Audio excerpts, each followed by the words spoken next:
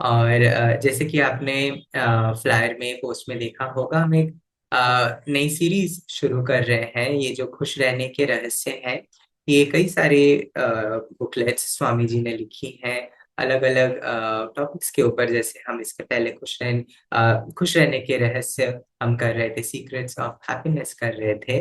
और आज हम शुरू करेंगे सीक्रेट्स ऑफ सक्सेस के ऊपर, सफलता के रहस्यों के ऊपर। और वेरी इंटरेस्टिंग अलग अलग पॉइंट्स दिए हैं। सफलता भी एक इम्पॉर्टेंट चीज है, राइट? हम सफलता सिर्फ हम बाहरी जगत के लिए नहीं, बट इवन हमारे आध्यात्मिक प्रगति के लिए भी हमें सफलता जरूरी है। वो दृष्टिकोण जरूरी है, वो एटीट्यूड जरूरी है, जो हर एक क्षेत्र में, हमारे कार्य में, हमारे संबंधों में, हमारे के जीवन में, आध्यात्मिक जीवन में जो हमें मदद कर सकती है आगे जाने के लिए। और जिस तरीके से स्वामी जी इन शिक्षाओं को देते हैं, समझाते हैं, वो ये बताते हैं कि ये अलग अलग हमारा भौतिक जगत और आध्यात्मिक जगत अलग नहीं होता है।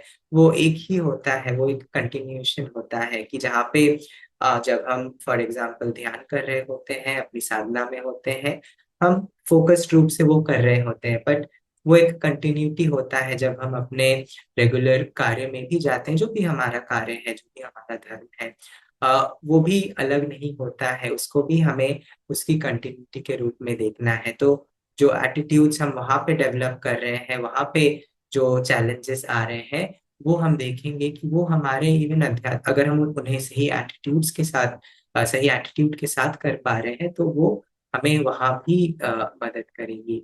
और इस हफ्ते का जो विषय है, वो है, स्वामी जी लिखते हैं, सफलता का रहस्य है परिस्थितियों को उनके वास्तविक रूप में स्वीकार करना, ना कि अपने अपेक्षाओं या सोच के अनुसार। The secret of success is, English में स्वामी जी लिखते हैं, working with things as they are, not with the way you wish they were और think they ought to be. तो चीजों को, परिस्थितियों को, लोगों को, थिंग्स हम किसी भी रूप में बोल सकते हैं। तो ये उनको स्वीकार करना, उनके साथ कार्य करना जिस रूप में वो है, जिस परिस्थिति में वो है, रादर रादर देन कि जब हम अपनी इच्छाएं या अपनी अपेक्षाएं या अपने विचारे वहाँ ले जाते हैं। एंड ये इंटरेस्टिंग, मैं ये सोच रहा था कि ये ऑफ कोर्स स्वामी जी इस कॉन्टेक्स्ट में दे रहे हैं, सफलता के साथ इसे वो रिलेट कर रहे हैं, बट ये एक ऐसी चीज नहीं है जो हमें, शायद आपको आज इस सत्संग में पता चल रहा है कि ओ अच्छा, सफलता के लिए मुझे चीजों को स्वीकार करना है उसी रूप में, या रादर देन कि मुझे, मैं किसी और उस तरीके से उसे मैं अपनी इच्छा रखूं। पर ये चीजें हम इवन पहले भी हम सुनते आ रहे हैं। लोग हमें बताते हैं कि ठीक है, तुम इसे एक्सेप्ट कर लो, इसे स्वीकार कर लो, आगे बढ़ो, आगे देखो क्या हो रहा है, राइट? हम ये एक तरीके से नई शिक्षा नहीं है।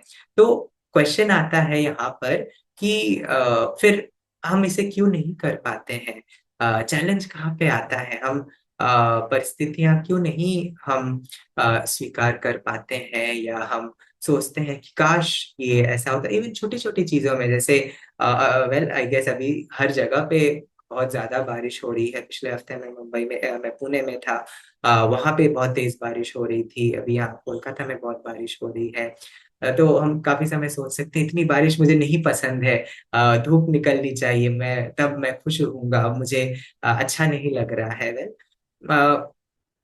इवन इन इन चीजों में भी हम अपनी पसंद नापसंद रखते हैं। एंड इसमें मैं जाऊंगा, बट मैं थोड़ा सा कवर करना टच करना चाहूंगा कि क्यों हम लोग स्वीकार नहीं कर पाते। और अगर हम इसे सोचेंगे, ये भी हमारे ये भी हमारे अहंकार से आता है। क्योंकि जो हमारा ईगो है, जो हमारा अहंकार है, वो उन चीजों को, उन परिस्थितियों से खुश रहता है जो फेमिलियर है, जिनके बारे में उसे पता है, जिसको वो देख पा रहा है। भले ही उसमें बहुत ज्यादा आनंद या खुशी उसे नहीं मिल रही है, पर हम लोग कंफर्टेबल होते हैं उन चीजों के साथ जिनके शायद आउटकम के बारे में हमें पता है, या जिसे हमें पता है कि हाँ, ये मुझे यहाँ पे ले जा रही है। और हाँ, ये करके मुझे थोड़ी सी खुशी आनंद मुझे मिलेगा। और पर हमें ये भी पता है कि इससे शायद मैं जो आनंद या जो खुशी, जो निरवता शांति जो मैं ढूंढने की कोशिश कर रहा हूँ, वो मुझे शायद इसमें नहीं मिल रही है। पर वो जो हमारा अहंकार है, उसे डर लगता है कि चीजों को बदलने में, एक अननोन जगह पे जाने में उसे डर लगता है। पिछले हफ्ते एक और सत्संग में मैं शेयर कर रहा था, स्वामी जी ने एक बहुत सुंदर सेरेमनी लिखी है। भारत में बहुत उतना सेलिब्रेट नहीं, आई मीन उतना नहीं होता है, बट कई सेंटर्स में होता है, festival of light, Swami ji ने इसका नाम दिया। और बहुत सुंदर सेरेमनी है, अलग अलग म्यूजिक के साथ और अलग तरीके से हम खुद को बेसिकली अलाइन करते हैं प्रकाश के साथ, ईश्वर के साथ। पर उसमें स्वामी जी बेसिकली हमारी ये जो जो सोल है उसकी जर्नी को डिस्क्राइब करते हैं पक्षी के जीवन के रूप में, कि वो, और मैं बस संक्षिप्त में टच करूंगा कि जस्ट कॉन्टेक्स्ट शेयर करने के लिए, कि वो बताते हैं कि जो हमारी आत्मा होती है, कि क्योंकि वो ईश्वर से आती है, ईश्वर उन्हें बाहर भेजते हैं, तो उसी तरीके से जो पक्षी है उसको उसके माता पिता उसे बाहर भेजते हैं, कि उसको कहते हैं जिस प्रकार से कि हमने तुम्हें शक्ति दी है, ज्ञान दिया है, जाओ तुम बाहर जगत में जाओ और इसे दूसरों के साथ बांटो। और जैसे ही वो पक्षी बाहर जाती है, उसे लगता है कि उसे इतना खुशी आनंद और ये जो स्ट्रेंथ है, ये जो शक्ति है, उसे महसूस होता है। उसे लगता है कि मैं दूसरों के साथ क्यों बांटूं, कि असली ज्ञान इसमें है कि मैं इन चीजों को अपने पास रखूं और अपने लिए मैं कार्य करूं। और इस तरीके से वो आगे जाता है, और फिर एक समय आता है कि जब एक बहुत तेज तूफान आ जाती है, और तूफान आने के साथ क्या होता है कि वो जो जो पक्षी है वो एक दिशा में जाने की कोशिश करती है, बट तूफान की हवाएं दूसरे दिशा में हो रही होती है, उसे वो उस तूफान के अंदर खींची चली जा रही होती है, और उसे पता नहीं क्या करना है। तब उसे एक आवाज सुनाई देती है कि तुम मेरे विरोध क्यों जा रहे हो, कि तुम मेरे साथ चलो अपनी, कि तुम मेरी ऊर्जा अपनी ऊर्जा में जोड़ो, तभी तुम इससे बाहर आ सकते हो। और जैसे ही उस पक्षी ने अपनी ऊर्जा को उस तूफान की ऊर्जा में, उस हवा के साथ मिलाया, उसने देखा कि वो बहुत आसानी से इवन उस तूफान के ऊपर, उस बादल के ऊपर जा सकती है, और वहां पे उसे वो स्थिरता महसूस हो रही है। और फिर उसने देखा कि धीरे धीरे फिर जैसे वो आगे बढ़ती गई, रात हो रहा है, अंधेरा आ रहा है, और उसे पता नहीं कि मुझे रेस्ट मिलेगा, मुझे कहाँ पे जाना है। और उसे एक डर लगने लगता है कि क्या होने वाला है या क्या होगा मेरे साथ। और फिर उसे वापस वो एक आवाज सुनाई देती है कि मेरे प्रति तुम पूर्ण रूप से समर्पण करो, अगर तुम अपने आप को समर्पित करोगे मेरे प्रति, तो तुम्हें और किसी भी चीज का डर नहीं होगा, कि मैं तुम्हें सही जगह पे ले जाऊंगा। और तो इसी तरीके से, और ये आगे कंटिन्यू होता है, बट मैं इस कॉन्टेक्स्ट में इसे शेयर कर रहा था बिकॉज काफी समय हमारे लिए होता है कि जो चेंजेस होती हैं, परिवर्तन होता है, वो आसान नहीं होता है, कि हम कंफर्टेबल होते हैं कि हाँ, ये चीज मुझे पता है, ये चीज ऐसी ही होनी चाहिए। और जब भी उससे कुछ बदलाव होता है, हम विचलित होने लगते हैं, हमें लगता है ये क्यों हो रहा है, और हम चीजों को उसी तरीके से वापस करने की कोशिश करते हैं। वेल, इसमें दो चीजें हैं कि ऑफ कोर्स कोशिश करना या इच्छा रखना गलत नहीं है। इवन काफी समय इसको अगर हम एक और दृष्टिकोण से देखें, काफी समय हमें लगता है कि इस पूरे जगत में कितना ही दुख है, या लोग कितने परेशान हैं, या यहाँ पे फॉर एग्जाम्पल गंदगी है, मैं उसे साफ कर सकता हूँ, मैं किसी की मदद कर सकता हूँ, मैं अपने जीवन में मैं परिवर्तन लेके आ सकता हूँ, मैं चीजें सुधार सकता हूँ।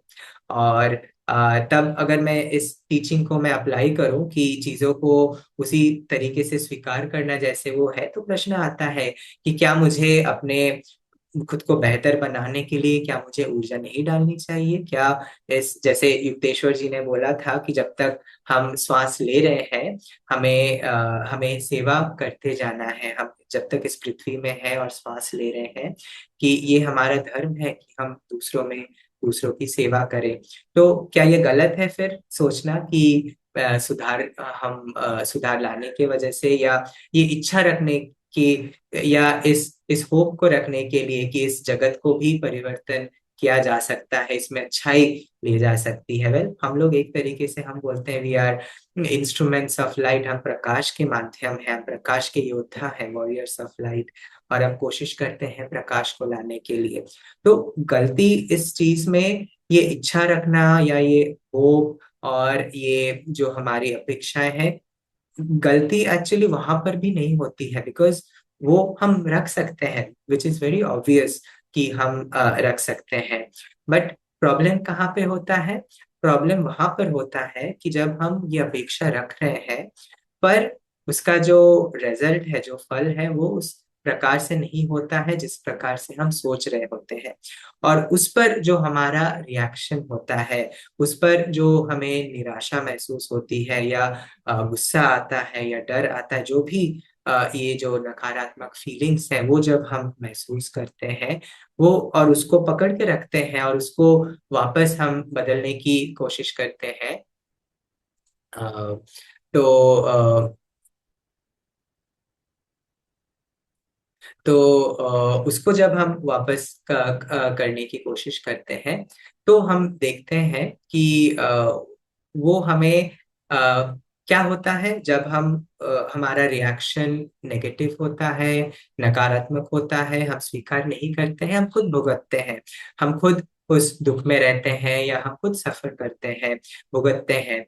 और यहाँ पर प्रॉब्लम है, बिकॉज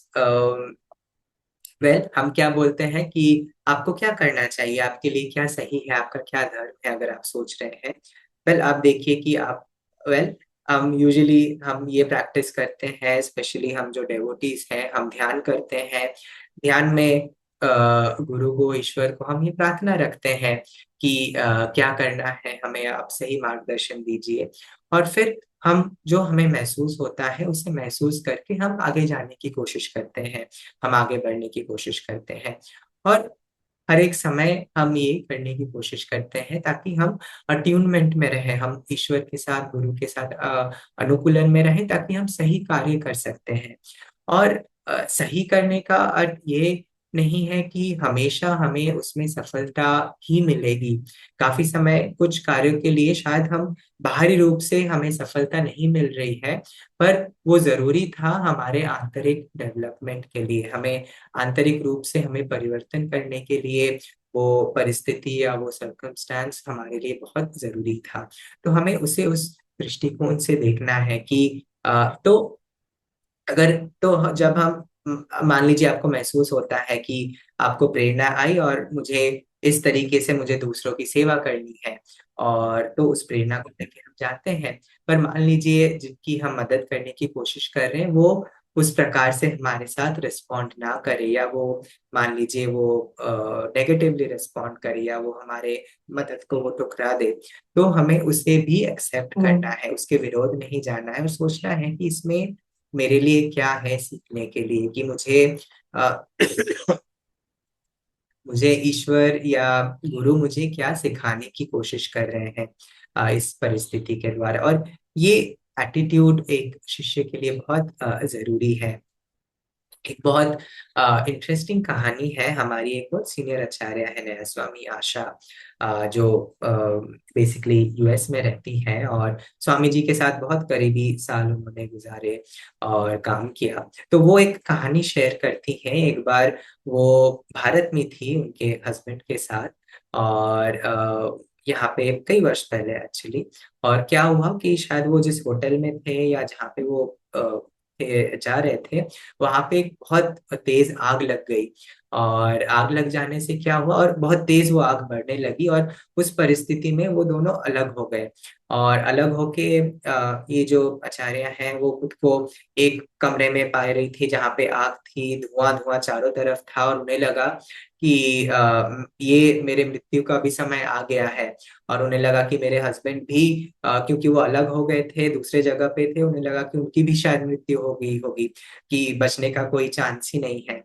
और तो अचानक से उनको, ऑफ कोर्स एक मन में एक भय, एक शंका आने लगी, बट तुरंत उनको लगा कि अच्छा, ये अगर मेरे जीवन के आखिरी क्षण है तो मैं इसे कैसे जीना चाहती हूँ।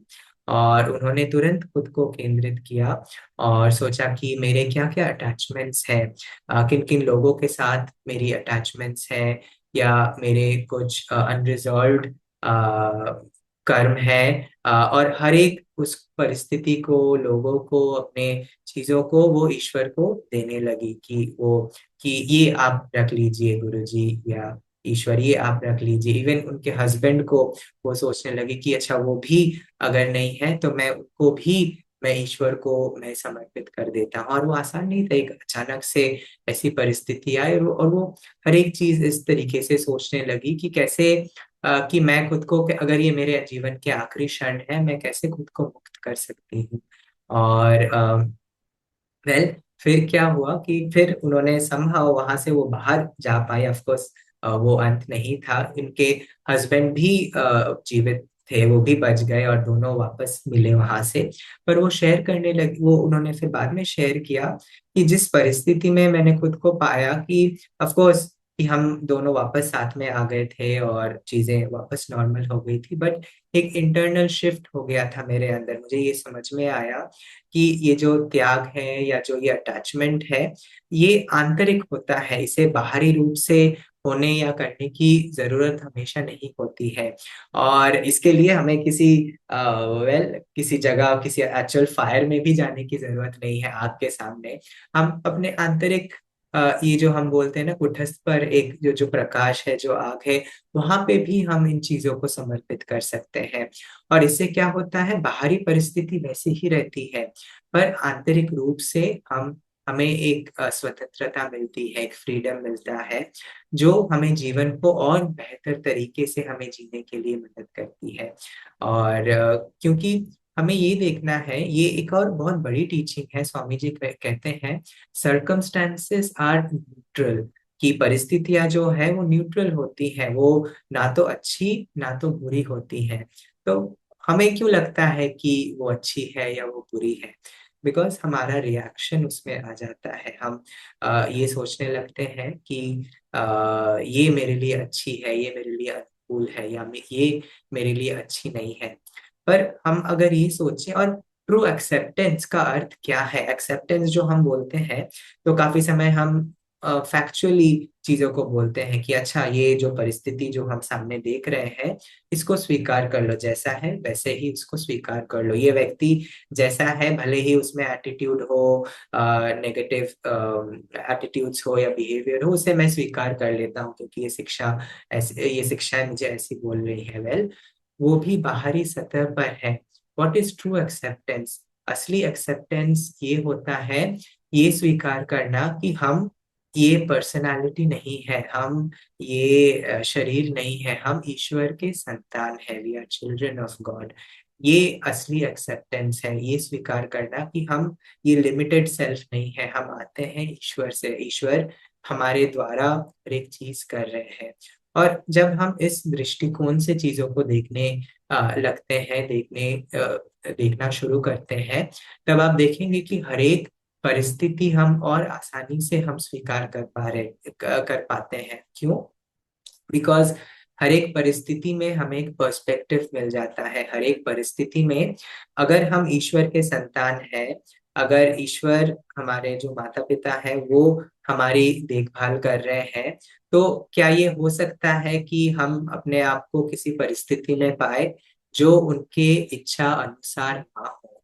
या अगर दूसरे शब्दों में कहें कि हर एक परिस्थिति जिसमें हम पाते हैं कि वो ईश्वर के इच्छा के बिना कैसे हो सकती है, उनकी इच्छा उसमें है, इस वजह से हम खुद को वहां पे पाते हैं। और उनकी इच्छा क्यों है कि हमें उस परिस्थिति में डालने की? क्योंकि वो हमें सिखाना चाहते हैं, वो हमें हमारी चेतना को और ऊपर ले जाना चाहते हैं, हमें विस्तारित करना चाहते हैं, हमें हमारे जो हमारा असली घर है वहां पे वो हमें वापस ले जाना चाहते हैं। और इस वजह से वो हमें कई परिस्थितियां दे रहे हैं जिनका हमें सामना करना है या जिनको हमें ओवरकम करना है।